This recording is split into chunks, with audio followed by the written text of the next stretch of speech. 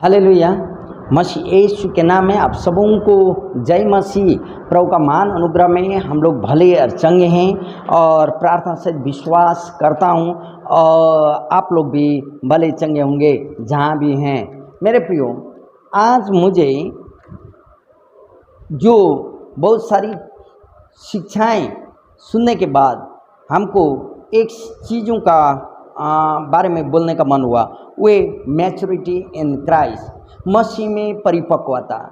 बहुत सारी कल्ट, बहुत सारी गलत सिद्धांतवादी आप और मेरे बीच में आ चुके हैं और बहुत सारे ऐसे लोग हैं जो चुने हुए लोगों के बीच में या मसीह विश्वासियों के बीच में जाके व्यवस्था का सिद्धांतों को सिखाने लगे और लोग भटक भी जाते हैं।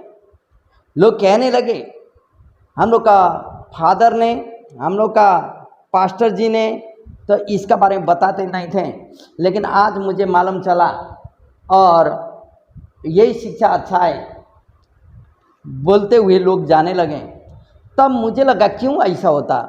एक दो जन हम लोग का अपना विश्वासी लोगों के बीच में हम गए और पता किए गलत है, कारण अपने विश्वासी लोग बाइबल का ज्ञान का कमी। और वचन कहता, lack of knowledge my people are destroyed। मेरी ज्ञान का ना होने से, ज्ञान का कमी का कारण मेरी प्रजा नष्ट हो रही, बल्कि यशायाह का पुस्तक परमेश्वर कहता है।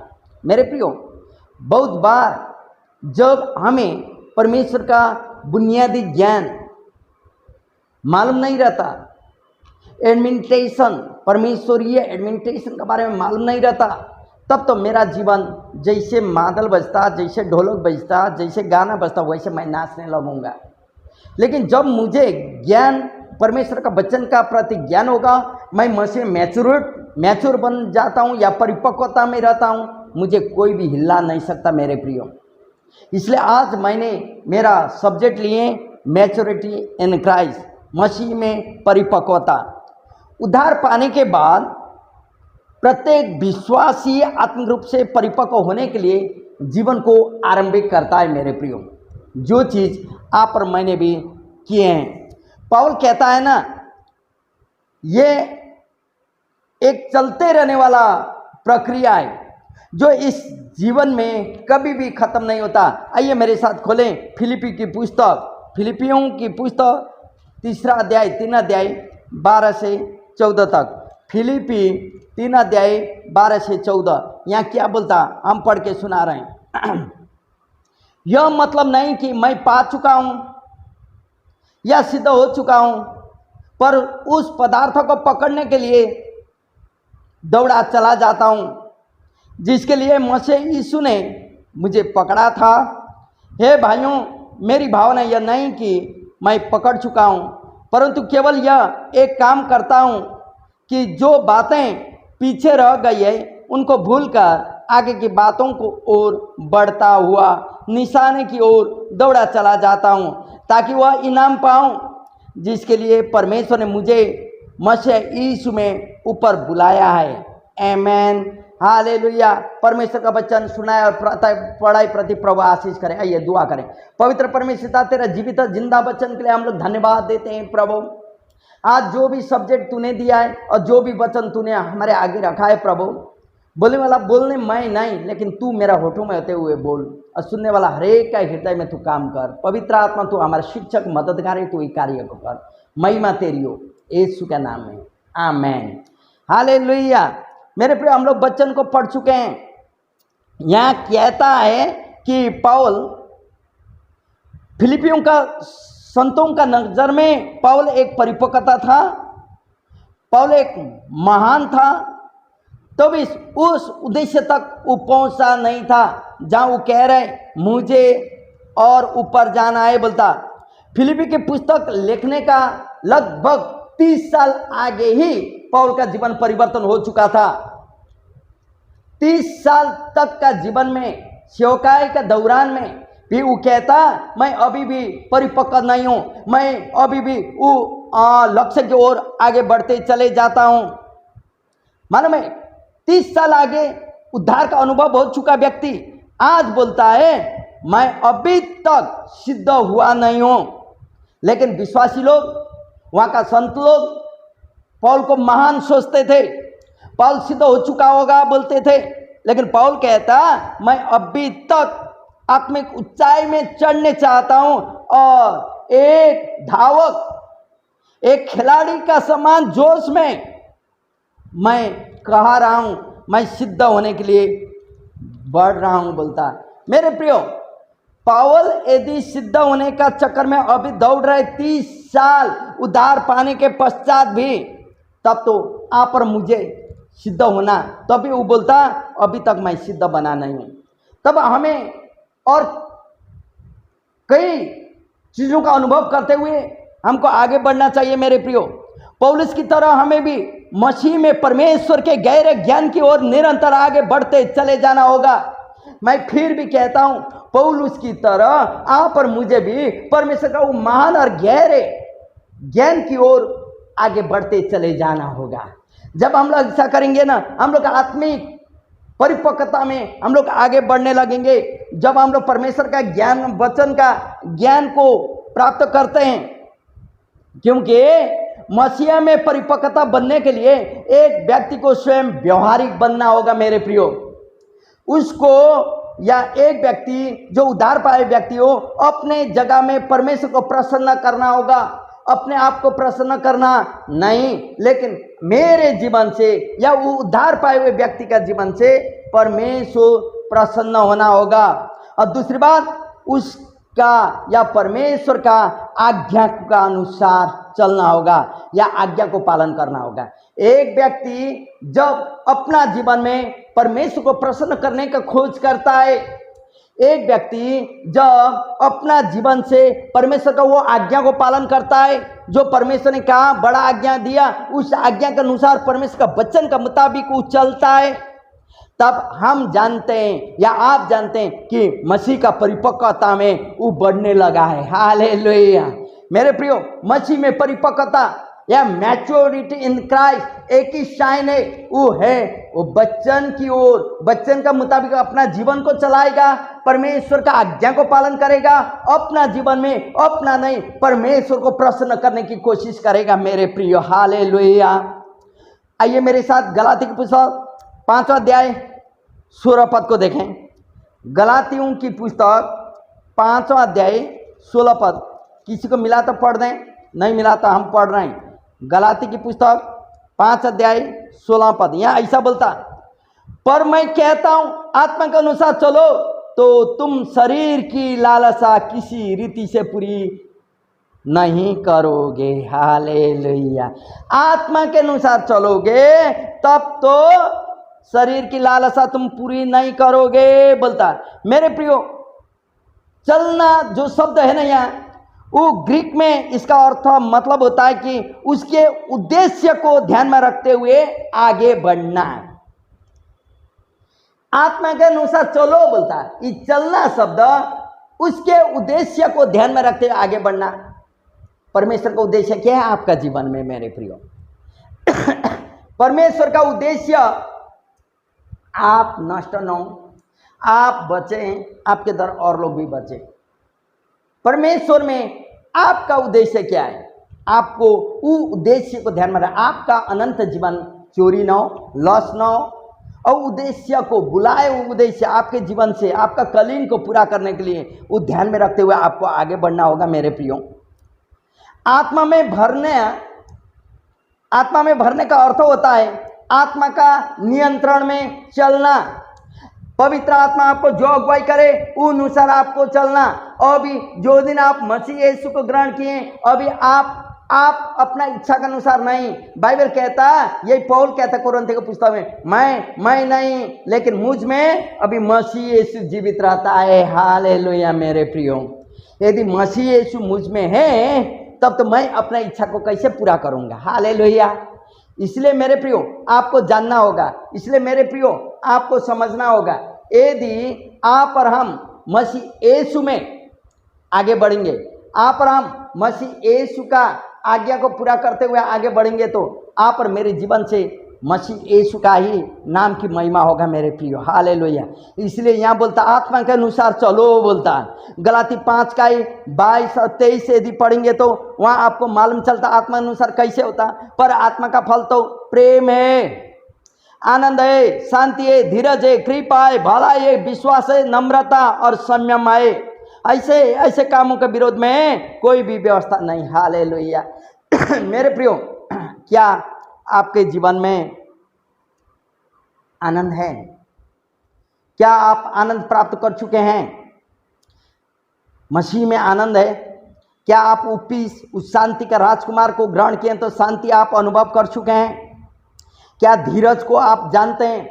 एक दिन अनंत जीवन होगा, रोकते ही काटने का कोशिश नहीं करना, उसको पाने के लिए धीरज धरे रहना होगा, कृपा और लोगों के ऊपर में भलाई दिखाना होगा, विश्वास में रहना होगा, नम्रता की गुण आप में होना चाहिए और संयम भी आप में होना चाहिए मेरे प्रियो। ऐसा है तो आप मसीह में आगे बढ़ते जा सकते हैं, क्योंकि आत्मिक परिपक्वता की विशेषता यही होता है मेरे प्रियो। जब हम मसीह विश्वासी बन जाते हैं ना, या आत्मिक परिस्थितियों की ओर हम लोग आगे बढ़ते हैं, या बढ़ना चाहिए, हमें बढ़ना होगा, आत्मिक कोशिश करना होगा आत्मिक जीवन जीने के लिए मेरे प्रियो।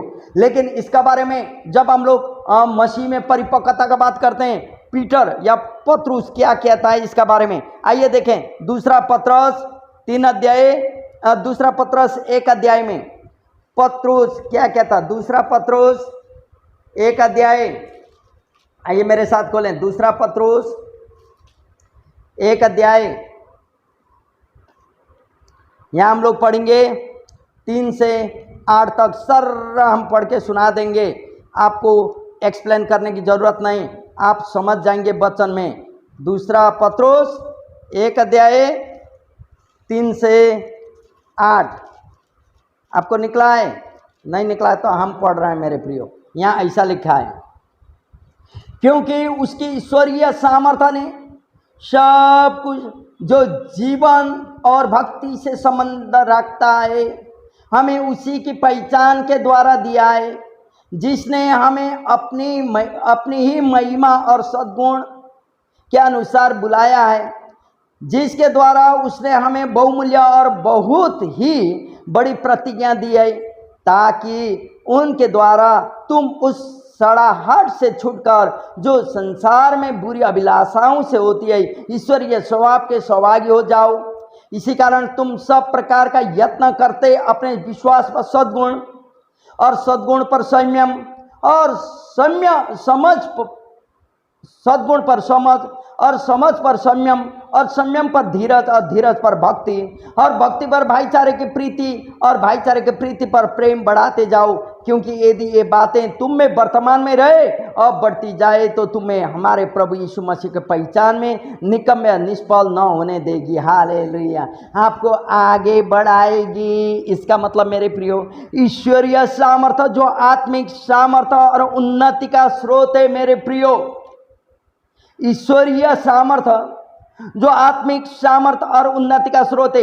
यदि आप फिलिप्पियों के पुस्तक 1:9, कुलुसी के पुस्तक 1 अध्याय 9, 10, 12 तक पढ़ेंगे तो आपको समझ आता है। आपको मसीह यीशु ने स्वयं को महिमा और अच्छाई के लिए, अच्छे काम और अच्छे जीवन के लिए बुलाया है। मसीह यीशु ने क्यों बुलाया? अपना महिमा